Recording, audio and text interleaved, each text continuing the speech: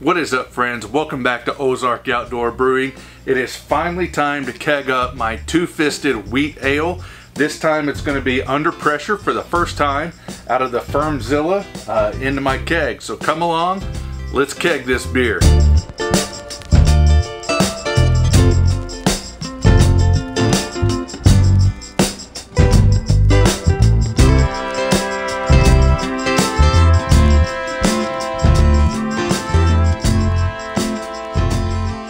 Now friends, like I mentioned, this is going to be my first time doing a pressure transfer, closed, oxygen-free pressure transfer.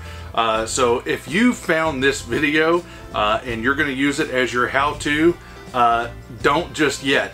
Don't follow along with these instructions that I'm about to give you, because I could F this whole thing up, I could blow something up, I could just completely make an entire mess of this thing. So watch the video all the way through, see if it works, and then you can try it if you want to. So the general idea here is that I've got my keg cleaned and sanitized.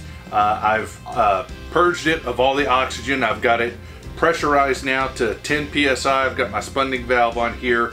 I also have my FermZilla holding steady at 10 psi as well. So the idea here, right, is I've got a kind of a jumper cable here that I'm going to put to the liquid out of the FermZilla to the out, which would be the liquid out, right? The dip tube goes all the way to the bottom, and then start opening up the spunding valve to drop the pressure and start the beer transfer. Again, that's all in theory. I've never done this. Fingers crossed I don't screw something up. Here we go. First things first, I've got the first part of my jumper line here goes onto the FermZilla. Get that on. Other piece is going on here to the outpost of the keg. And all right, almost felt like I could see something moving in there, but I think that was actually a little bit of the sanitizer that might have been left in the line. I'm going to go ahead and start opening up the spunding valve here and see if we get some flow of beer.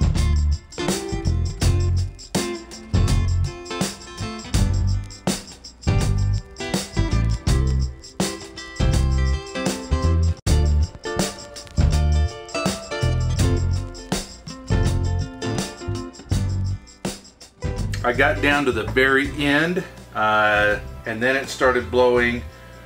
Would have been straight CO2. I could hear it bubbling, like bubbles coming up. So I had to quickly shut this off, get the transfer line taken out, just so I wasn't disturbing the beer too much. I think it should be okay, because it would have just been CO2 that's coming up into it. Would not have been any oxygen coming out of there, I think. So I hope I didn't screw that up.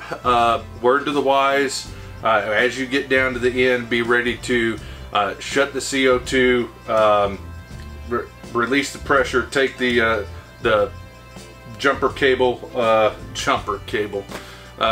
guess that's what it's called, right? Not a jumper cable like your car, right? Jumper between two tanks. Duh. All things considered, with this being the first time that I've tried this, I think it went off fairly well, except for the very ending of it. The rest of it, super simple. I think that's the way I'm going to do it from now on. That was nice and easy. No oxygen transfer there, so can't recommend that enough. I mean, that was great. I've got the keg moved into my kegerator, got the CO2 hooked up to it into the tap line as well. Friends, that could not have been any easier. Would definitely recommend a pressure fermenter into a keg if you have the equipment to be able to do it. Super simple. Loved it. I cannot wait to take a sample of this beer and see how it's turned out. If you're not already, please consider subscribing. That always helps us out. And smash that bell so you get a notification every time we post a video here on Ozark Outdoor Brewing. And remember, drink responsibly.